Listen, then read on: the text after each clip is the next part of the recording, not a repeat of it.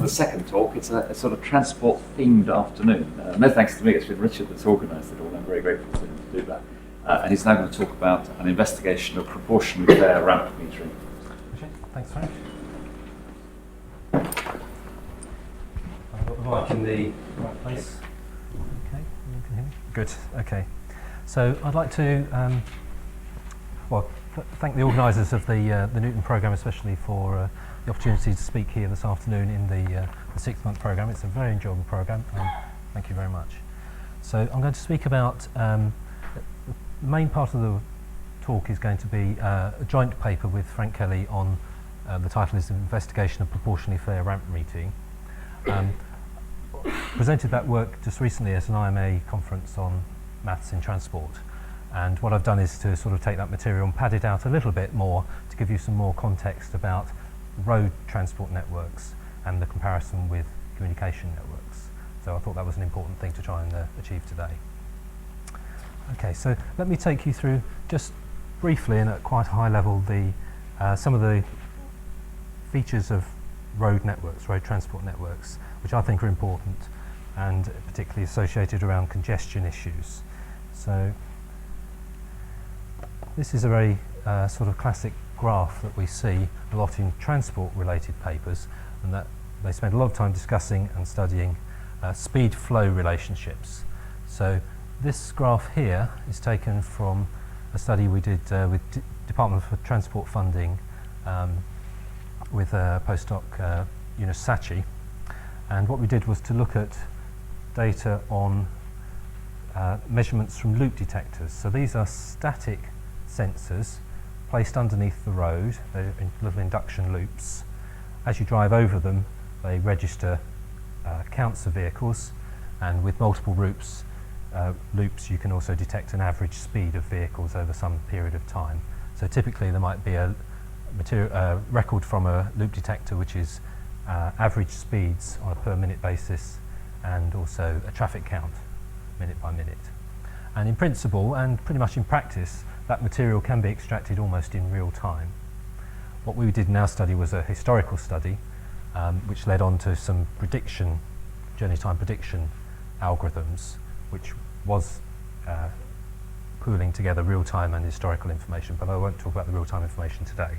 So here's a sort of a story associated with flow breakdown, which occurs very readily on congested roads. So this is one fixed static sensor, and the little red crosses connected by line segments correspond to minute-by-minute measurements of, for example, the speed and flow. This is flow aggregated over a number of lanes, so there's probably 4 lanes worth of loop detectors there. What happens is that this is a Monday morning on one particular loop detector on the M25. I'll show you some maps in a moment, but just think of a rather congested part near the M3 junction, near junction 12. So a very congested part in the southwest quadrant of the M25. What happens on a busy Monday morning is that the speeds of vehicles are around the legal limit, so we say, around 70 miles an hour, and there's rather small flow. This is 5 in the morning, and the red dots. As the morning unfolds, traffic picks up and flow increases with rather small impact on the speed, and then there's a sort of phase transition or congestion collapse into this other congested regime, where as we go through sort of 6 to 7, 7 to 8, we drop down our speeds rather considerably, but also the flow is reduced. So the highest flows are out here, and there's a reduction in capacity of the road resulting from this congested system. So there's a loss of capacity in one sense. It's not just that the speeds are reduced and the flows are reduced, but actually there's a high volatility. Minute by minute, you're jumping backwards and forwards. And this is the so-called stop and go waves, or the flow breakdown behaviour that you see on motorways, probably quite familiar to many people travelling on motorways, congested motorways. And this is not just a reduction in capacity, but it leads to all these additional delays, all these other externalities. So the increased pollution, lots of minor accidents corresponding to the rather tiring and tedious driving through this stop and go wave.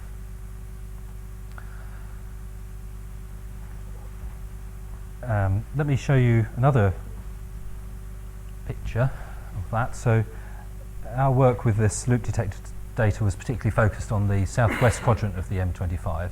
So from junction 9 here towards Reigate through round, let's say clockwise, to junction 14, which is just below the M4 junction here. It's just, as it were, to the west of Heathrow Airport. So very similar connection there. I hadn't realised that until. Okay, so and in particular it gets very, very busy around this M3 junction with junction 12. And if you take that speed and flow data and try to assemble that into a map or a representation of what's happening through the day, that's shown on the right here. This is just the speeds, and this is the one particular day, say from 5 AM through to 8 in the evening, and each of the loop detectors from junction 9 to junction 14, so they're every 500 metres. There are around 63 loop detectors between junction 9 and junction 14. Each of those has a minute-by-minute speed reading, and those speeds are shown here in this colour-coded form. Red is the slow speeds through to yellow and then white at the top here. And you get a very striking pattern. The first time I plotted this out, I thought there must be some rounding error and I got my data in a muddle or something. But no, indeed, it is the case. You get this very strong diagonal structure to it, corresponding to a stop-and-go wave. As you travel forwards in time and forwards along the clockwise direction, you move across this wave of up and down speeds, red to slightly less red there. Okay. And that is, I have to say, is a rather typical Monday morning experience at that part of the M25. How much of a problem is caused by people wanting at different speeds before the congestion? Different speeds? When I've been to California, I have the impression that everybody travels the same speed and they travel very close to each other, which apparently gives them greater capacity. So they pack in more by having a slower uniform speed. Well, they all have a high uniform speed. It's quite alarming. Well, sorry, slower than the reference free flow speed, the 70 mile an hour type speed. Yeah.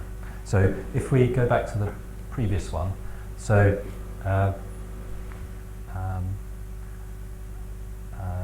one way to think of this picture, I didn't pick it up now, but it might be relevant to what you're saying, is if you take the gradient here, so lines of constant slope here are speed over flow, which is 1 over the density of the vehicles. So what's happening here is we go from here, rotate round to here, we're going from low density to high density. And I haven't got the pictures here, but I can readily show you what happens if you plot it on those axes. What happens is that density increases, and then you go through a kind of critical density around here, which I think is about 48 vehicles per something, 48 vehicles per kilometre. Around this critical density, then it flips to this other behaviour here. So it's indeed density driven. Density is a key determinant of the behaviour of vehicles. What happens with humans in cars, it seems, on the M25, is that once you go through this critical density, flow matters, the density matters rather, and you collapse into this other sort of behaviour where it's rather difficult to regulate the interspacing between cars. Richard, you've mentioned the term capacity. I'm not quite sure what that refers to. In this one, it would just be the flow of vehicles, so vehicles per hour. Okay, so it's synonymous with flow in that case. Indeed, yeah. Okay.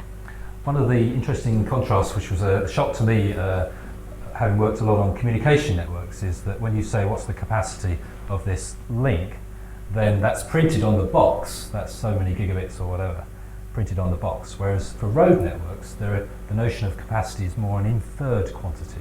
We see it inferred from data here, and essentially that's not pure engineering of concrete and car manufacturers, that's also got human in the loop there, and the human determines what speeds and flows are realised on the road. So determining the capacity is actually quite a subtle thing for road networks. It's trivial for communication networks. And so it added a new dimension into transferring things over from communication networks to road networks. And arguably this loop detector type ideas are a good way into determining the capacity. Okay. I don't know if that adequately answers your question, but Right. I mean, there are, for example, studies of where you have sophisticated control systems which produce platoons or convoys of vehicles all strapped in tightly together without the human controlling the separation, and you can bring the separation down quite low, and you get a very high capacity that way. And imposing the speed limit on the M25 increases its capacity. Which speed limit? 50. Actually, I'm not quite sure whether this data was before or after the variable speed limits. It's possible that might be an artifact of the speed limit, that sort of horizontal nature there. I'm sure there are studies of the effect of those variable speed limits, but this isn't it. Okay. Right. I wanted to put up that and the next picture up because I think they're very striking and generic artifacts of studying congested road networks. And actually, John's group in Bristol has a lot of expertise on modelling of the stop and go waves with differential equations and so on. Okay. Just to continue on this introduction just a little bit before I get into the ramp metering. So where might we go from here? Well, what I wanted to do with multi-site data, so multi-sensors, was to somehow get an aggregate story of congestion on the M25 by pooling information. So here's a couple of very simple performance metrics how you might do that. So for example, if we take each and every one of these loop detectors and think of it as the start of a segment of road of length 500 metres, around 60 of those, and each and every minute we get a average speed and a traffic count for that segment. So some rather simple kind of almost back of the envelope calculations would be what are the vehicles miles travelled and what are the vehicle hours travelled. So for each and every minute and cell or segment, then we've got a flow measurement for a fixed length, 500 metres. So that gives us a vehicle's miles travelled. And if we divide that by the speed, then that's the vehicle hours travelled. So those two quantities together can be used to produce a rather more tantalising one, which is related to delay. Suppose we look at the difference between the actual vehicle hours travelled and the vehicle hours travelled that would have been realised if the same vehicles had driven at a reference speed, like a free flow speed. And for this study, I took 67 miles per hour as that free flow speed. I sort of plucked that out of the air, except that is the reference speed used for the PSA 1 target for the DFT. So the PSA targets are intra-departmental targets to bring government departments in line with the Treasury, and the PSA 1 target is all about assessing delays at different parts of the network, and those delays are captured relative to a free flow speed, which was given in that case a 67 miles an hour on motorway type roads. So we can pick out from our data, lots of data, we can pick out vehicle miles travelled, vehicle hours travelled, and the associated delay with regards to a fixed reference speed. A sort of idealised behaviour rather than the real behaviour. And I've done that in just two ways here. So we've got vehicle miles travelled here, and this is all of the weekdays in one particular year, 2003. So throwing out a bit of missed data, I think there are about 290 days there. And we've got various measures over the day of the vehicle miles travelled on a given segment of the road. And it's not the entire segment between junction 9 and junction 14, it's only about 10 miles worth because of various breakdowns and such like of sensors and things. But anyway, for a fixed 10-mile portion of that road, there was a certain amount of vehicle miles travelled. So the median of that over the days was about 350,000 vehicle miles travelled.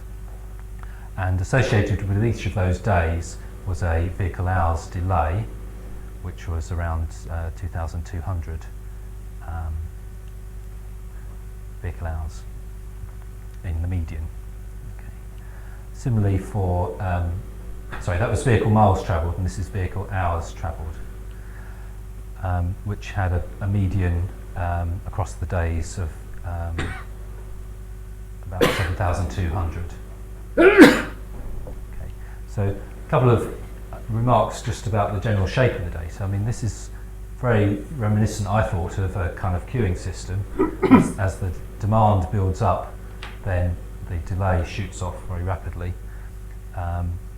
This red curve was a rather unsuccessful attempt to fit a kind of queuing theoretic formula to it. That's just sort of x over c minus x, a sort of MM1 type delay formula. So I think c came out to be about 500,000 there in a sort of least squares type fitting procedure. But I mean, what that's indicating is the story that I think would be very familiar and comfortable with everyone here, that a small increase in demand leads to a very rapid increase in delay for systems operating in this sort of regime. Over here, one number that I found quite useful to pick out of this is that we're reading off here that the median over days, the delay there might be about 7,200 hours. Sorry, the vehicle hours travelled is 7,200, but the delay associated with those hours is around 2,200, i.e. about a third of all the hours consumed by motorists who use those journeys was in fact attributable just to delay.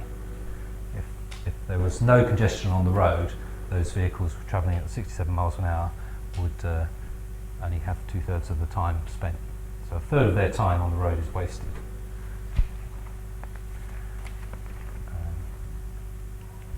And here's just another view of that. So if we take one particular day now and think about the day evolving from 5 a.m. through to 12 a.m, so the morning evolving here, then the black line here is telling us about the vehicle miles travelled on a minute-by-minute basis. And actually it's the vehicle miles travelled per hour on a minute-by-minute basis. So this increases rather rapidly between 5:30 and 6 or 6:30 up to a peak here, and then decreases rather more slowly through the morning. A consequence of all that load on the system is that people spend lots of time on the system, and that's shown by the red curve here, which is the observed vehicle hours travelled. So the vehicle hours travelled increases along with the demand here, and then remains rather high while the system's in this rather flow breakdown, very inefficient operation, and then tails off towards midday, relaxes back here as the demand relaxes back. The blue curve is the idealised vehicle hours travel. If the same vehicles could only have travelled at their free flow speed throughout, they would only have consumed that amount of time. So this red bit on the top, if you like, is the bit that you would attribute to wasted behaviour caused by delay in the system. Okay, with that sort of background, what one might be doing then is seeking to control the operation of the network in such a way as to try to minimise the possibility of flow breakdown. So you want to have ways of either pricing or controlling access to the network in such a way as to avoid some of this flow breakdown behaviour occurring. And that's the role of ramp metering. Okay, so now I want to think about how ramp metering can help us with the flow breakdown issues. So you're attempting to control entry of new flow into the system so as to maintain steady flow rather than allow the system to go into this flow breakdown mode. That's to say, to allow densities to increase beyond their critical density. I took that picture from the Department for Transport website, which shows 2 ramp meters here in operation. And I was told last week by somebody involved in the ramp metering in the UK that there are about 100 ramp meters in use currently. I've only ever seen ramp meters not in operation, I have to say, which I think says how little I use the road network, but I was very pleased to see in this picture ramp meters in use. Okay. A key issue in the design of the ramp metering strategy to control that flow is this trade-off between efficiency and fair use of resources, and that's the kind of key point that I want to dwell on today and in our paper. And that's a trade-off that's been much studied in the context of communication networks. So I want to leverage some of the ideas from communication networks to see how they would pan out in the road network. Okay. I mentioned that there was a Royal Society discussion meeting in 2007, which was very much focused around modelling control of networks in these two arenas, both the communication network arena and the road traffic network. And I expect many of us are familiar with that meeting, but if you haven't seen that, the papers in that particular issue are, I think, particularly relevant to this road and communication network context.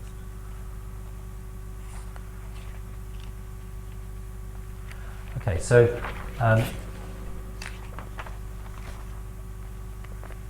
so I'll think of ramp metering then as a form of access and control to a network, and that's a familiar problem, especially in communication networks as well as in road transport networks. And we're going to view ramp metering systems as part of a larger network. Drivers generate demand and select their routes in ways that are responsive to the delays in the network, either incurred or expected. And that depends on what the controls are on the road network. So the drivers are part of that system, and the consequences of that affect other parts of the system too. And one might imagine that these relationships between driver behaviour and the control strategy are going to get even more tightly coupled as there's more and more information available over the internet and to mobile devices in cars. That might make those things more and more immediate, the connection between information and behaviour.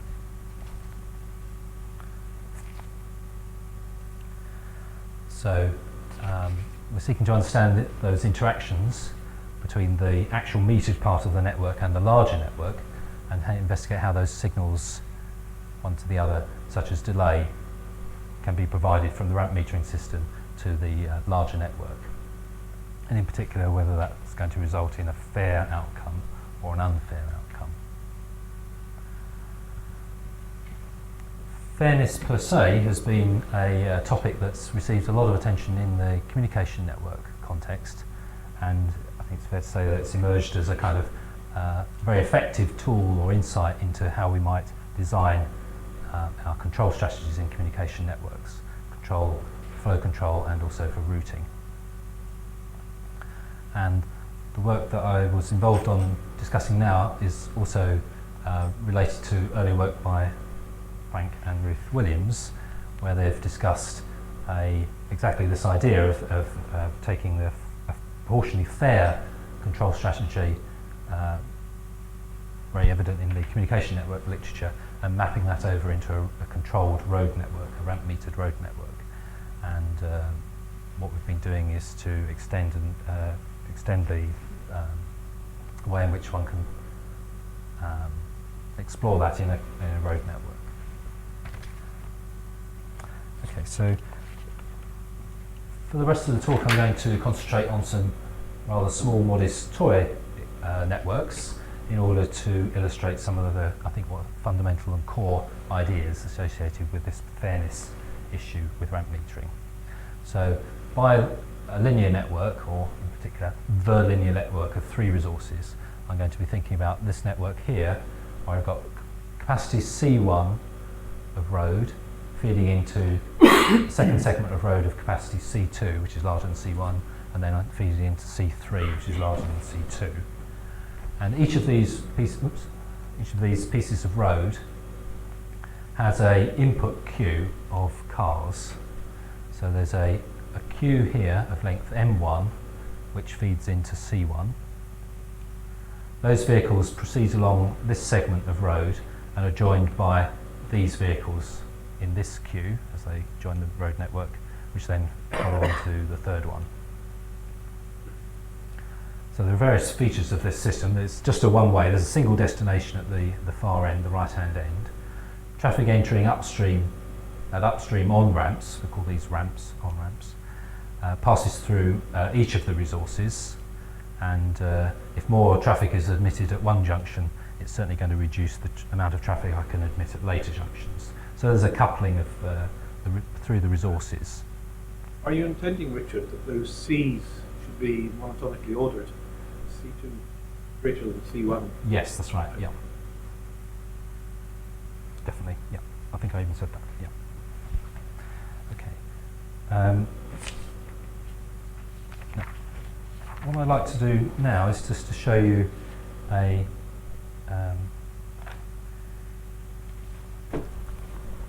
what I'd like to do is to look at the behaviour of this system under several ramp metering strategies.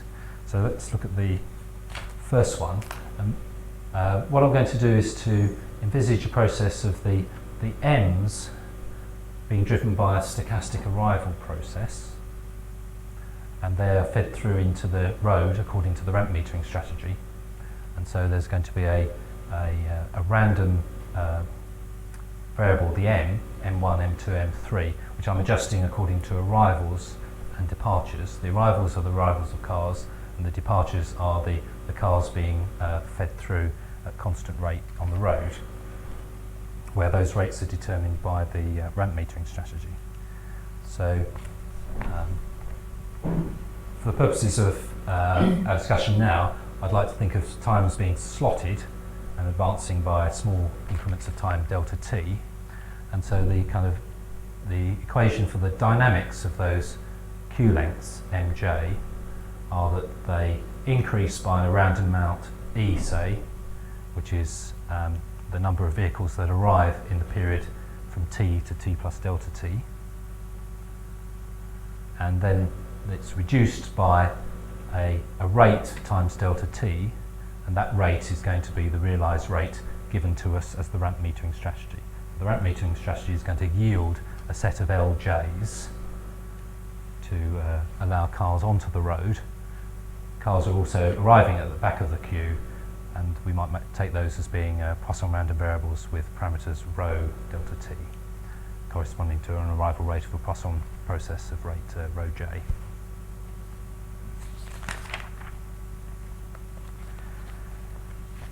Okay, so one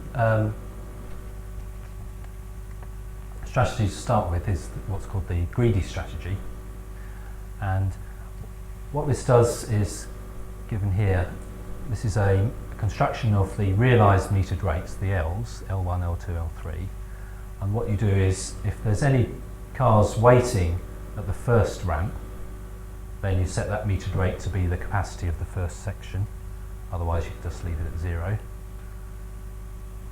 At time t, we set the realised rate at the second resource, L2, to be, well, if there are any cars waiting at resource 2, we set it to be, well, not C2, but C2 minus the realised rate in the past, so not at time t, but at time t minus TOR1 plus TOR2.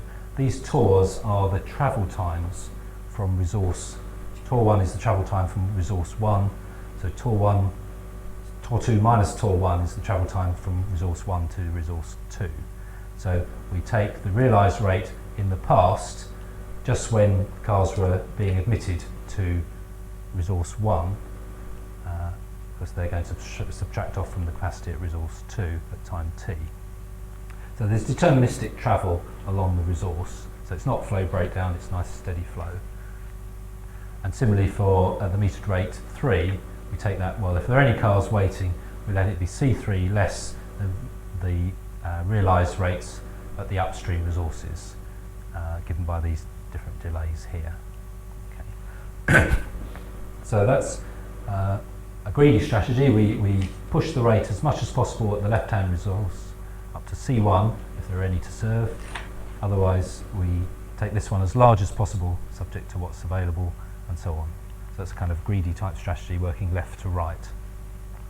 And a consequence of that greedy strategy is that we'll have this optimality property, which is that at all times t will minimise the sum of the queue sizes in the system. Because the first one will go as fast as we possibly can, subject to the feasibility constraints and so on thereafter. So that's a compelling property if I know all the arrival rates and they're exogenously determined, so they're not determined by driver behaviour experienced in the system.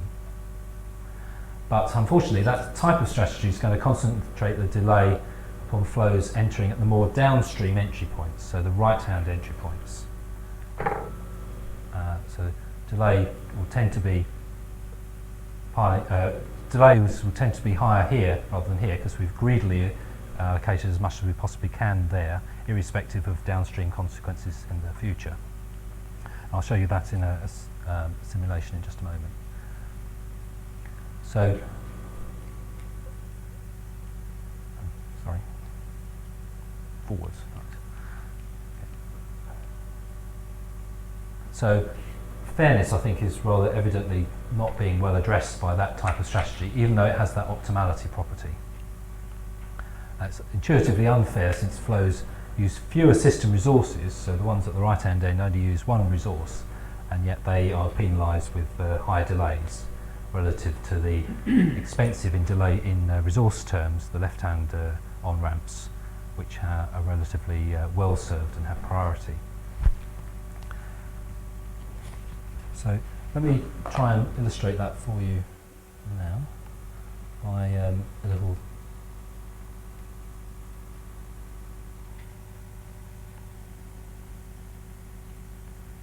simulation that's been put together by LJ, who's visiting as an intern in the computer lab in the last couple of months. What we've got here is exactly the linear network that we've been talking about, the blue, the red and the black. And these are the stochastically evolving queue lengths here. So this is the on-ramp for this segment, which then drives through this segment, which then drives to that one, and similarly for the other ones. And what's plotted here are the queue lengths for the different on-ramps in these different graphs, which are kind of heart rate monitor style graphs evolving to the right, overwriting the previous graph. Okay, so this is, actually these are the capacities of each of these resources. I won't change those anymore. These are the arrival rates, the rows, for the different streams, the M1, the M2 and the M3 streams.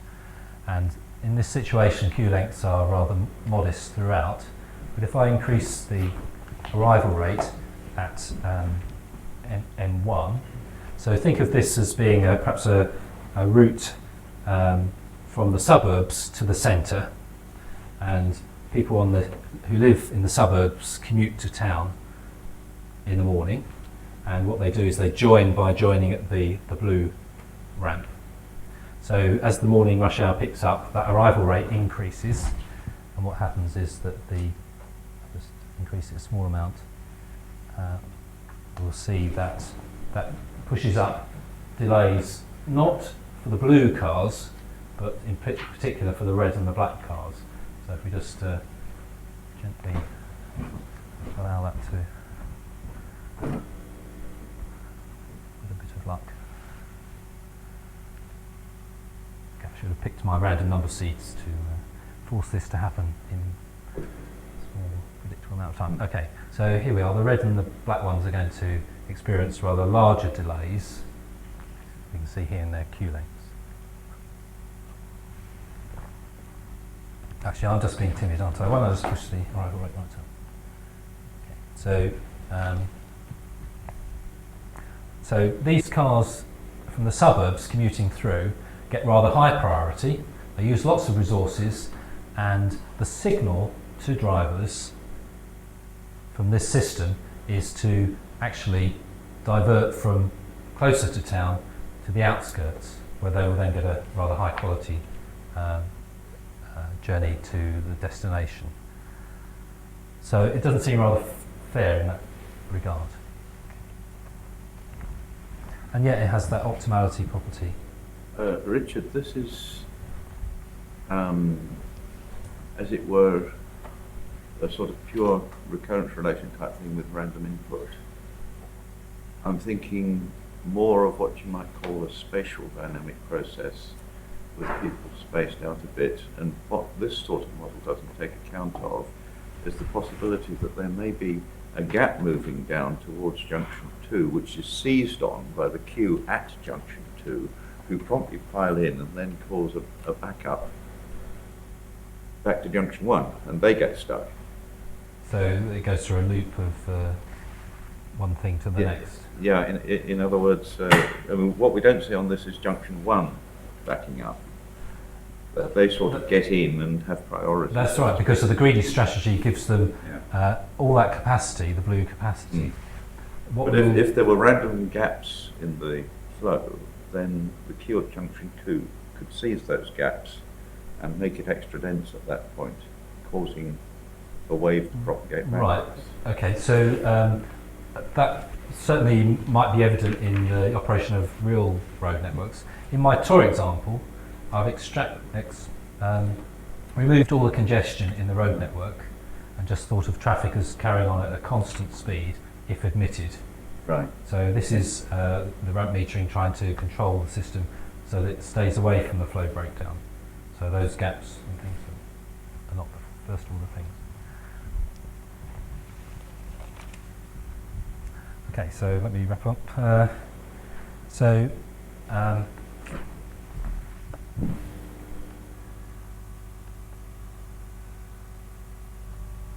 Okay, so let's push on then. So that's the greedy strategy, which seems, although it has that optimality property, it seems unfair. How could we use our notions from communication networks to improve that?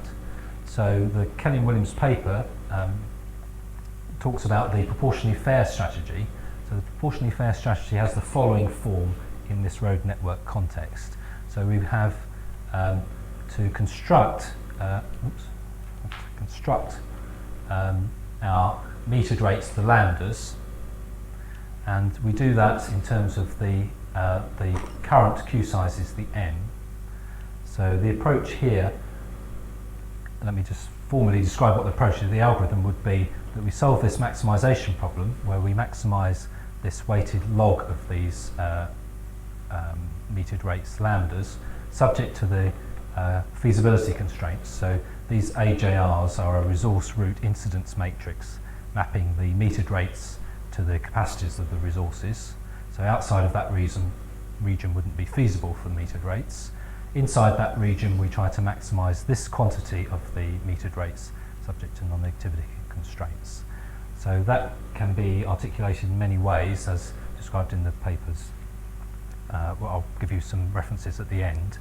And one way to think of this is that it's a recasting of a Nash bargaining solution in a game. So I think that's quite a nice way of doing that. But I won't dwell on that here. Just move on to see how we can look at this type of strategy in operation in a road network. So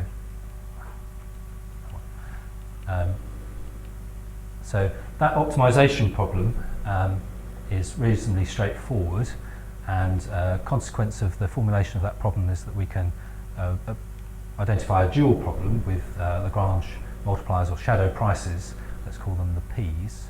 So these P's satisfy a complementary slackness condition, this form, a condition like this, and these feasibility conditions here. I'm going to make use of these properties in a moment. Okay, so one rather nice feature of this system worth picking out is the following, that if I think of a resource J, then the ratio mj divided by lambda j, so lambda j is this idealized metered rate of feeding into the system, and mj is this current queue length. So this ought to be the time to drain a queue held at that constant rate lambda. Okay. So that, if you like, is the delay spent queuing on the on-ramp. Okay.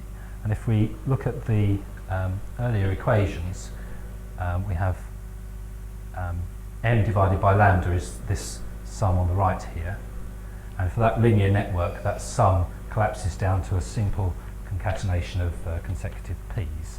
So that's a rather nice form we get here. So if we call dj that delay at qj associated with its on-ramp, then that's just given by the sum of the shadow prices of the resources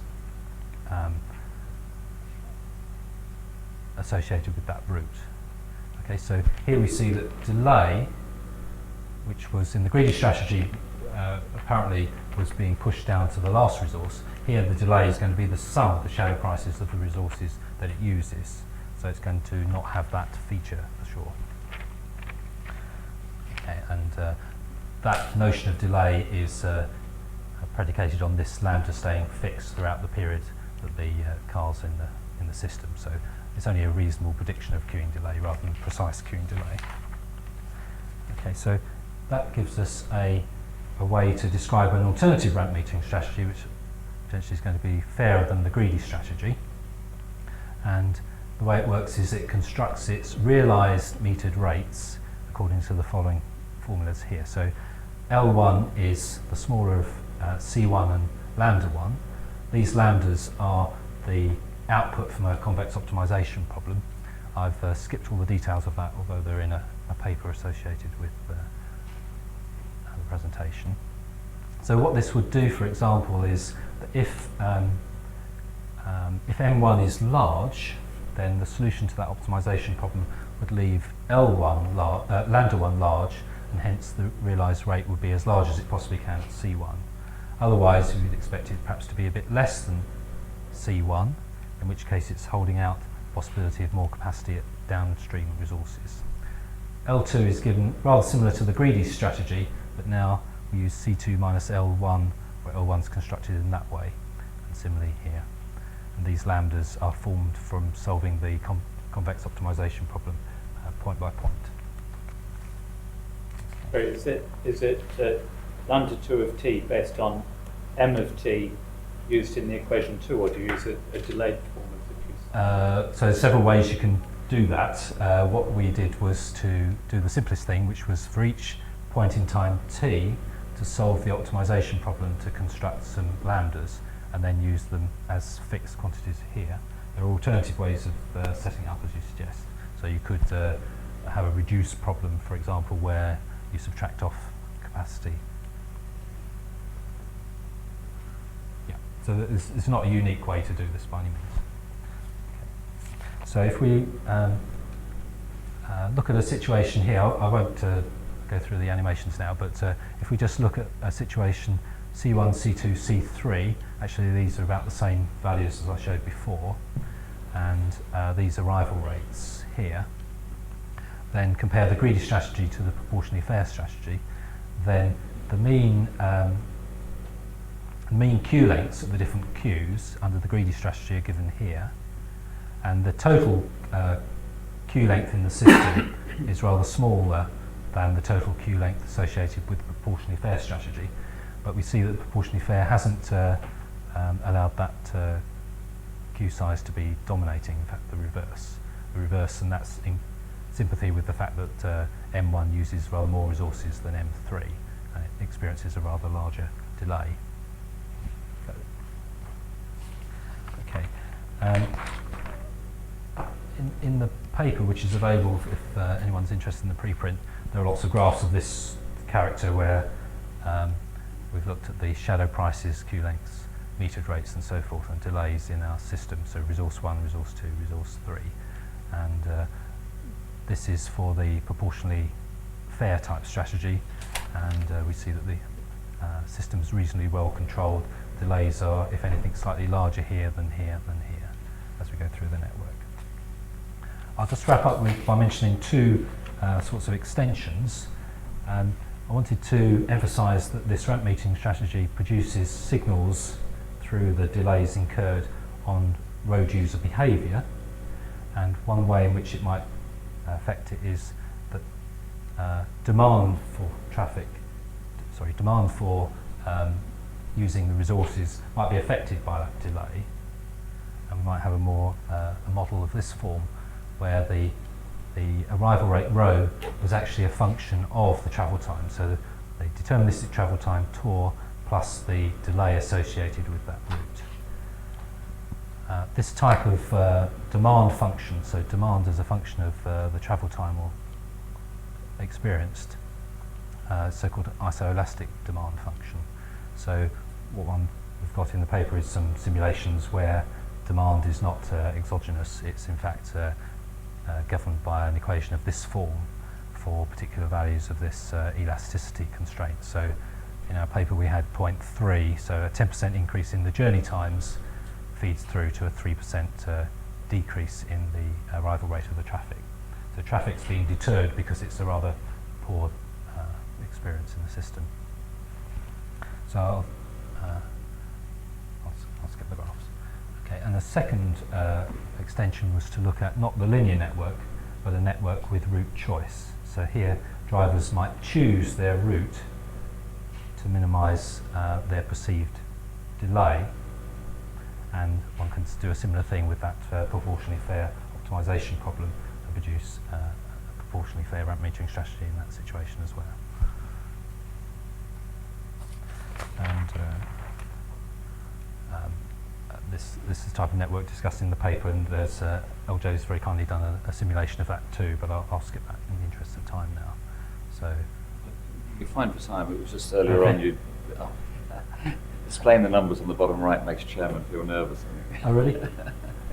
But if you've only got a third of the way through. They get nervous, do they? You've got time. Okay. Okay, well, I think the message you get from the route choice is that you can bring these important issues together in a common optimization framework, which is what the proportionally fair is doing for you. It can coordinate some of the signals between delay incurred and driver response to that. And I think it's quite nicely captured both in the responsive traffic type examples and also the route choice examples.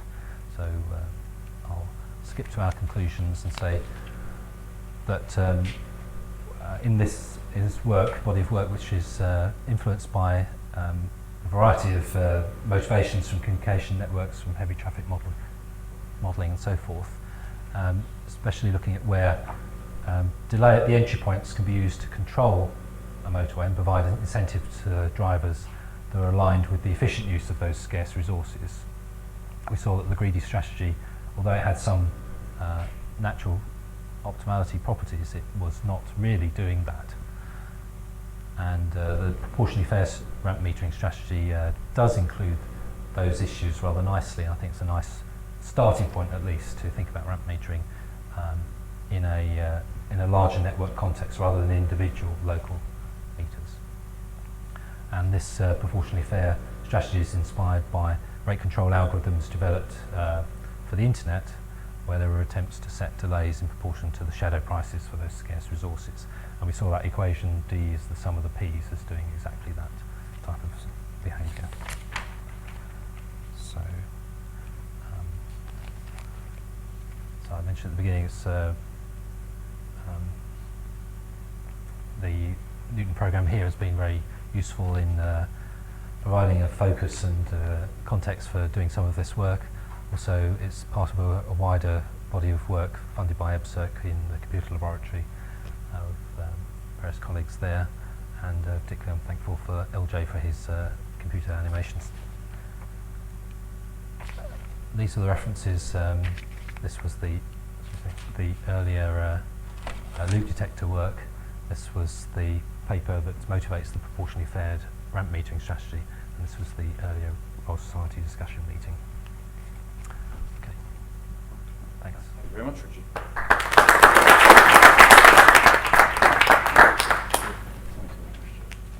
But Richard's kindly left us time for questions, so time for questions. Supposing your C's increased much more than the additional, your capacity much more than the additional traffic coming on at those additional junctions, how much would your strategies change then?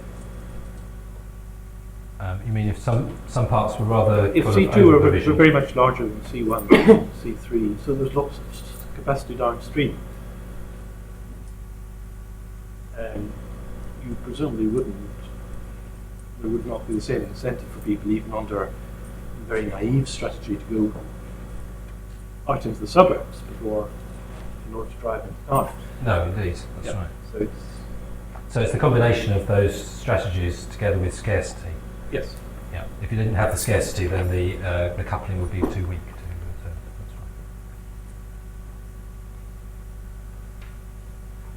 right. It's not to be that way around. I think it's the Yeah. M4 coming into London. Sure.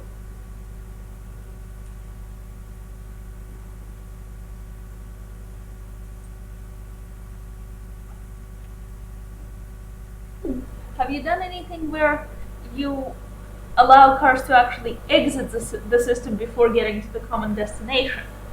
No, we haven't. So all of these examples had a common destination, and it was a feed forward towards that common destination. I guess the framework we discussed here is general to the extent that all those networks have that common property, but it isn't generalised beyond that. And I think that's an important open research goal.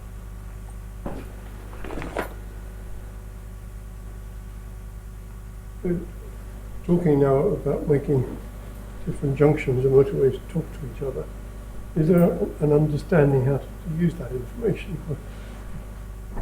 Well, that's exactly the issue that we're trying to address, how to Motivation. link that together. Well, what you're doing is a very simple model. You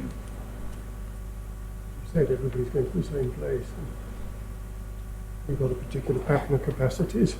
So to what extent will they be able to make any use of it in the real world if they install it next year?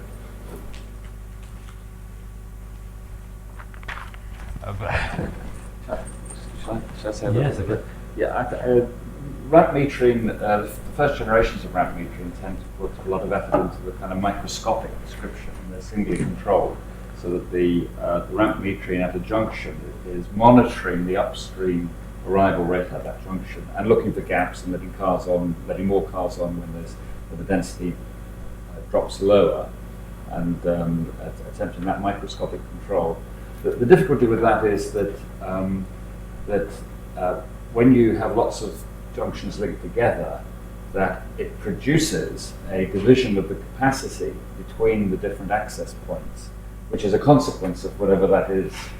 So it could, for example, for the greedy strategy, be a division of the capacity that is a real problem.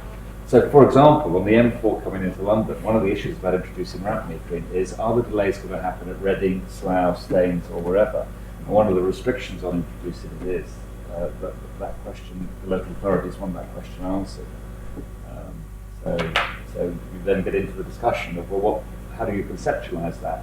And you might well be, you would, if you were doing this sort of thing, be implementing those lambdas using the rate control algorithms that are currently used, current microscopic rate control algorithms, but they take as input target rates.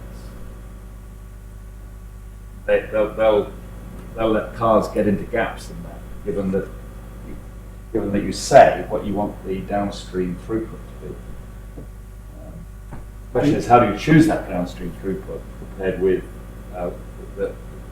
what's going to come on at the next junction and the next junction? But do you think the highways agencies have got any idea at the moment what to do? Well, I think that. Well, actually, I know rather a lot about what their idea is. I haven't a lot of idea, because I know I was working on this problem.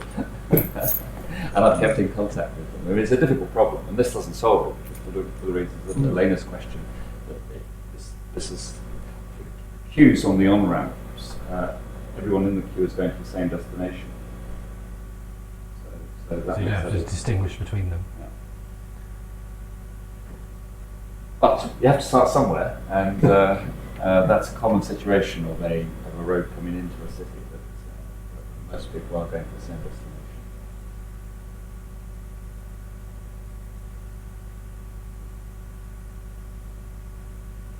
Strauss was making another point that within the UK, the on-ramps are not very long, and the expectation of cars as they enter the motorway is that they will be going at 60 miles an hour. That's not completely, neither of those things are true in the US, where the expectation of cars when they hit the freeway may be that they may be going less than 60 miles, because often sometimes the on-ramps are quite short. Drivers in the US are kind of alert to that. And extra land means that the on-ramps can be quite long. Now, within the UK, particularly near the M4, where there are lots of little suburbs on the towns that I mentioned on the way in, is that at the moment there are very sophisticated control strategies for traffic lights if you're approaching the centre of a town. For example, if you're approaching the centre of Nottingham, if you really, really want to go to the centre, then what you find is long queues for you wanting to go to the centre, and shorter queues if you want to divert left or right onto the various ring roads. But someone that wants to go to the centre actually experiences quite a long queuing delay that's distributed over a sequence of 5 or 6 traffic light junctions.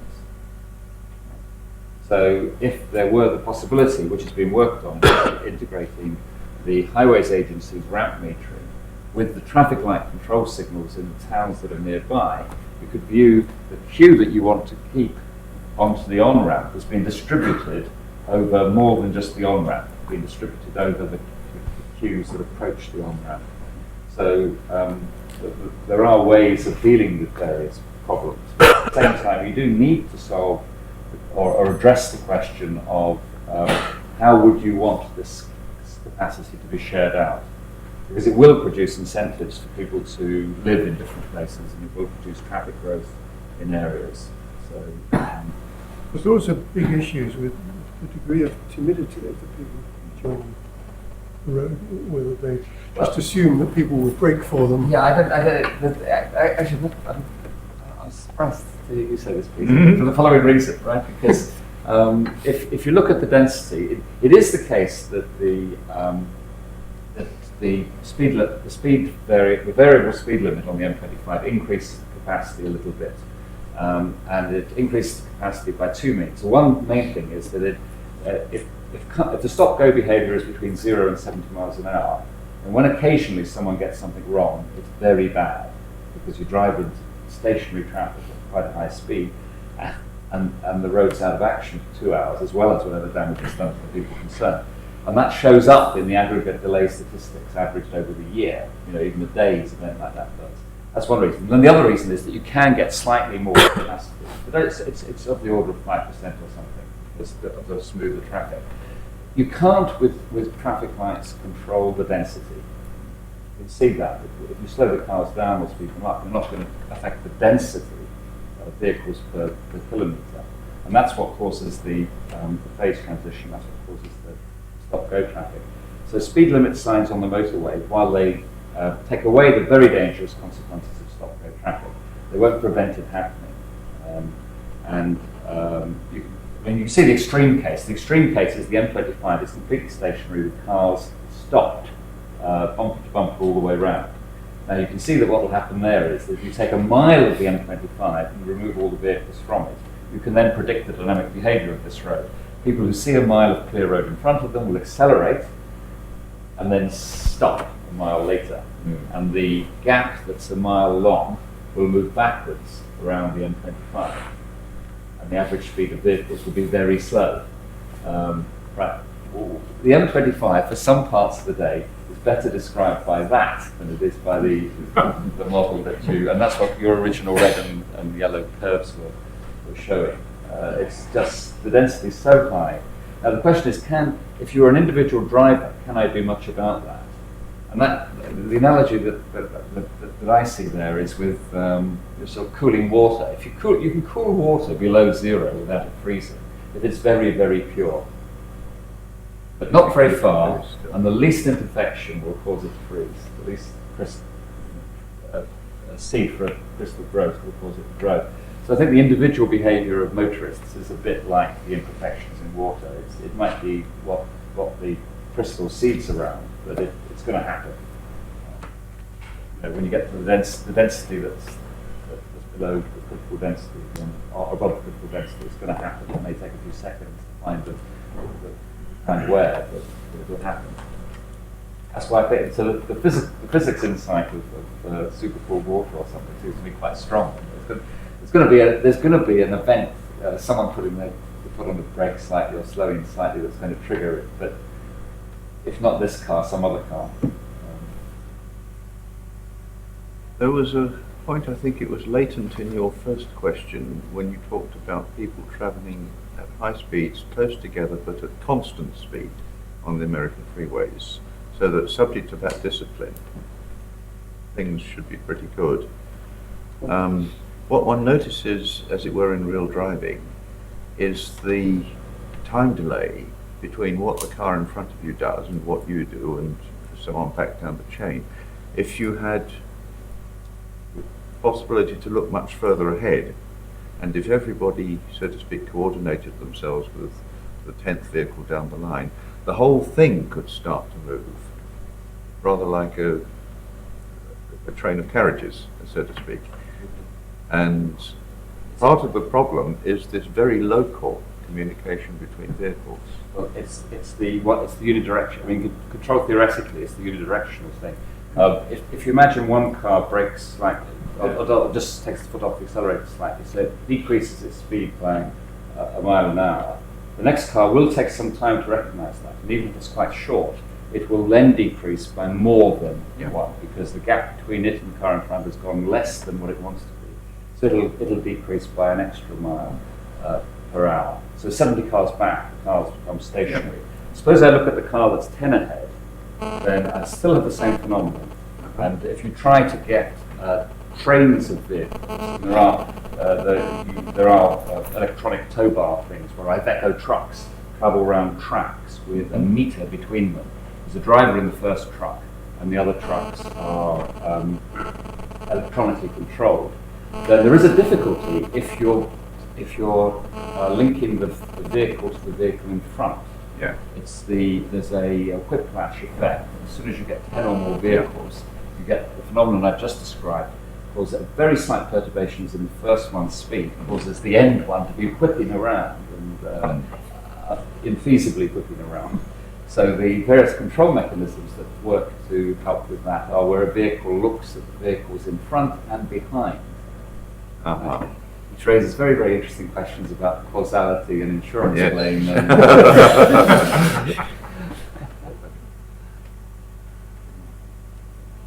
I have a question about the optimality of that proportional fairness scheme.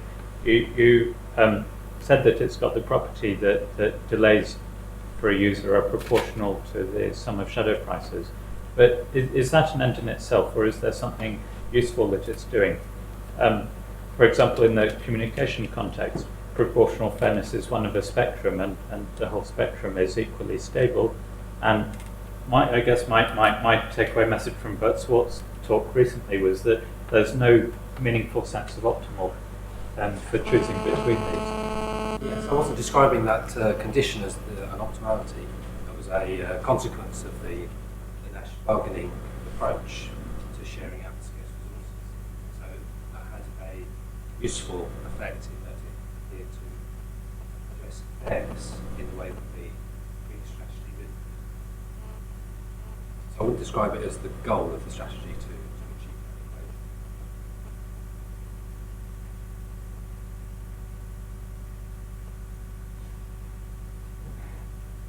So if there are no more questions, thank Richard again. Thank you.